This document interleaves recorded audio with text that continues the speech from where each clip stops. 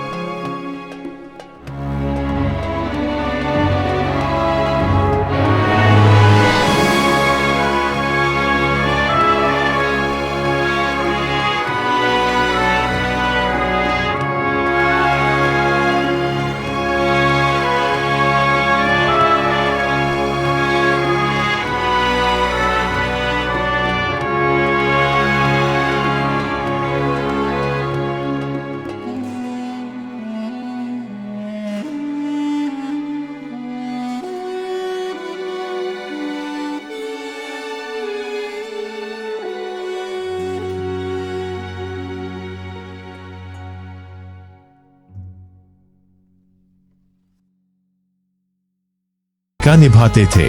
Dutch व्यापारी Francisco पेल्सर्ट जब 17वीं शताब्दी में मुगल दरबार में पहुंचे तो सबसे पहले उनकी नजर किन्नौरों पर पड़ी, जो उस समय ख्वाजासरा के नाम से जाने जाते थे।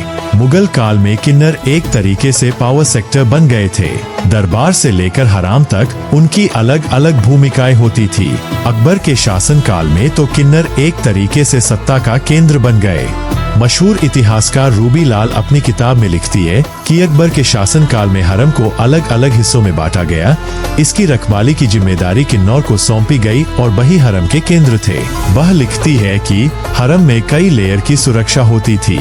सबसे पहले मुगल सुरक्षाकर्मी होते थे और सबसे अंदर किन्नौरों का सुरक्षा घेरा होता था। किन्नर ही यह तय करते थे कि हरम में किसे प्रवेश मिलेगी और किसे नहीं।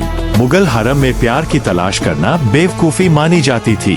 बादशाह ही एक लौता शख्स था जो औरतों को चुनता था।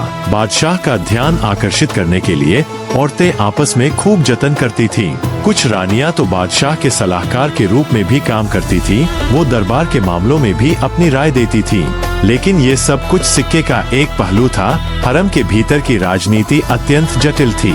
रानियों और बेगमों के बीच सत्ता और प्रभाव के लिए संघर्ष होता था। अकबर के समय में हरम को एक प्रशासनिक इकाई के रूप में व्यवस्थित किया गया था। हरम में हर महिला की एक विशिष्ट भूमिका और जिम्मेदारी थी और ये सभी महिलाएं एक संरचित प्रणाली के तहत काम करती थीं। परंतु हरम का सबसे काला पहलू था उन महिलाओं की दुर्दशा जिन्हें जबरन यहाँ लाया जाता था। कई महिलाओं को युद्ध के दौरान बंदी बनाकर हरम में भेजा जाता था। उनके पास अपनी मर्जी से जीवन जीने का कोई विकल्प नहीं था। उन्हें यहाँ शारीरिक और मानसिक उत्पीड़न का सामना करना पड़ता था। यह उत्पीड़न केवल यौन शोषण तक सीमित नहीं था, बल्कि उन्हें मानसिक यातनाओं और षड्यंत्रों का भी सामना करना पड़ता था। हरम में बहुत से षड्यंत्र रचे जाते थे। महिलाएं एक दूसरे के खिलाफ साजिशें करती थीं ताकि वे राजा की विशेष कृपा प्राप्त कर सके। कई बार ये षड्यंत्र जानलेवा भी साबित होते थे। जहर देने, हत्या और अन्य घातक साजिशें हरम के भीतर आम थीं। हरम में महिलाओं की स्थिति अत्यंत दयनीय थी। उन्हें अपने परिवार से दूर रखा जाता था और उनके पास कोई व्यक्तिगत स्वतंत्रता नहीं थी। उनके जीवन का हर पहलू नियंत्रित होता था। उनके पहनावे, बातचीत और यहाँ तक कि उनके विचार भी हरम की कठोर नियमों के तहत नियंत्रित होते थे।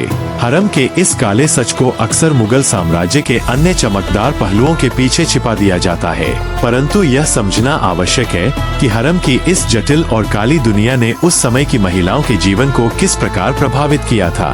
यह एक ऐसी कहानी है जो इतिहास के पन्नों में कहीं खो गई है, परंतु इसे जानना और समझना आवश्यक है ताकि हम उस समय की वास्तविकता को पूरी तरह समझ सकें।